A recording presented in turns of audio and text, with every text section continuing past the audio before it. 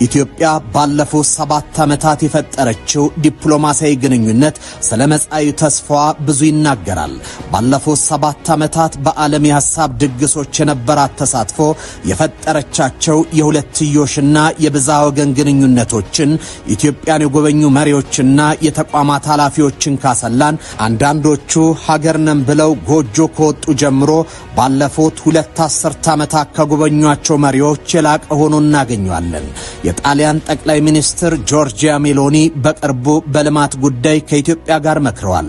የህዳሴውን ግድብ የገነባው የጣሊያኑ ሳሊኒና ሌሎች የጣሊያን ካምፓኒዎች በኢትዮጵያ ቀጣይ ልማት ላይ የሚኖራቸው ተሳትፎንም የውይይቱም የስምምነቱም አካል ነበር። የፈረንሳዩ ፕሬዝዳንት ኢማኑኤል ማክሮን ኢትዮጵያን 2 ጊዜ ጎብኝተዋል። በተለያዩ ዘርፎች ከኢትዮጵያ ጋር በጋራና በትብብር ለመስራትም ተስማምቷል። የጀርመኑ ቻንስለር ኦላፍ ሾልዝ የቀጠናውን ጸጥታ በጋራ ከኢትዮጵያ ጋር ለመጠበቅ ኢትዮጵያ መጥተው ነበር። የተባበሩት መንግስታት ድርጅት ዋና ጸሐፊ አንቶኒዮ ጉቴሬስ ስለ ቀጠናው ሰላም ባሳሰባቸው ጊዜ ሁሉ የሀገሪቱ ሰላም ዘብነትን ስለሚረዱ ከኢትዮጵያ ጋር መክረዋል።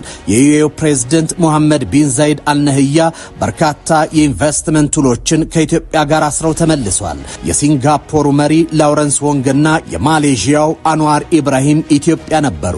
የሀገራቱ ጉብኝት የደቡብ ትብብርን ከማጠናከር ባሻገር በዲጂታይዜሽን ዘርፍ የተደረጉ ስምምነቶች የነገ ኢትዮጵያ መልክ የሚያሳዩ ናቸው። ቻይና፣ ሳውዲ አረቢያ፣ ቱርኪና ዩናይትድ አረብ ኤምሬቶች በኢትዮጵያ ከፍተኛ ኢንቨስትመንት ያላቸው ሀገራት ናቸው።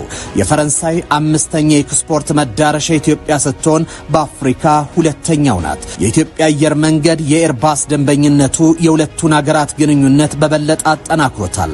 ትራምፕ የኢትዮጵያ አየር መንገድ የቦይንግ ደንበኛ በመሆኑ ምክንያት ኢትዮጵያ በቀጠናው ያላትን ሚና በማስላት ልዩ ስፍራ እንዳላቸው የአሜሪካ የውጭ ጉዳይ መስሪያ ቤት ልሳን የሚባለው ፎሬን ፖሊሲ መጽሔት ጽፏል።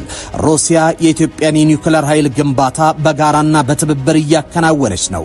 የፈረንሳይና የአሜሪካ የጦር መኮንኖች የአፍሪካ ቀንድ ሰላምን ለመጠበቅ አዲስ አበባ መጥተው ነበር። ሀገሪቱ በግሪን ሌጋሲ ኢኒሼቲቭ 32ኛውን የኮፕ ጉባኤ እንድታዘጋጅ ተመርጣለች። እድሉ ከሳራ በታች ላሉ ሀገራት ሲሰጥ የመጀመሪያው ነው።